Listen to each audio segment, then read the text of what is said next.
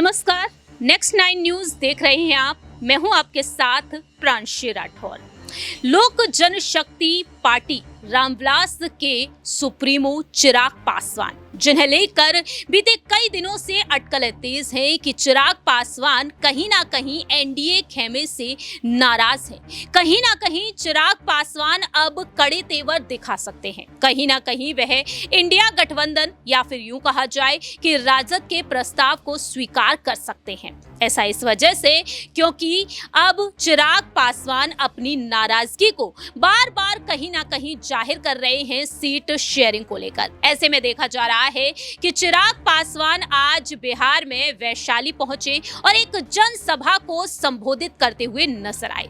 चिराग पासवान इस तरह से यहां पर अपनी बात रखते हुए नजर आए हैं, जिससे कहीं ना कहीं ये बात तो साफ हो चुकी है कि जनता को वह एक बड़ा संदेश देना चाहते थे और एक बड़ा संदेश देने में कहीं ना कहीं वह कामयाब हो चुके हैं। जानकारी दे दें कि चिराग पासवान ने साफ तौर पर कह दिया है कि उनका गठबंधन किसी और के साथ नहीं बल्कि जनता के साथ है और जब तक चिराग पासवान जिंदा रहेगा उनके खून में यहां पर देखा जाए तो ये राजनीति किस तरीके से नजर आएगी ये सभी समझ सकते हैं। तो यहां पर चिराग पासवान के उस भाषण को पहले आपको सुना देते हैं। सुनिए जरा चिराग पासवान ने क्या पासवान का गठबंधन, चिराग पासवान का तालमेल सिर्फ और सिर्फ बिहार की जनता के साथ है।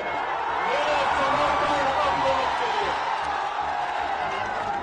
चिराग पासवान जब तक जिएगा, जब तक मेरे शरीर में लहू का एक भी कतरा रहेगा, मैं सिर्फ और सिर्फ बिहार और बिहारियों के लिए समर्पित रहूंगा।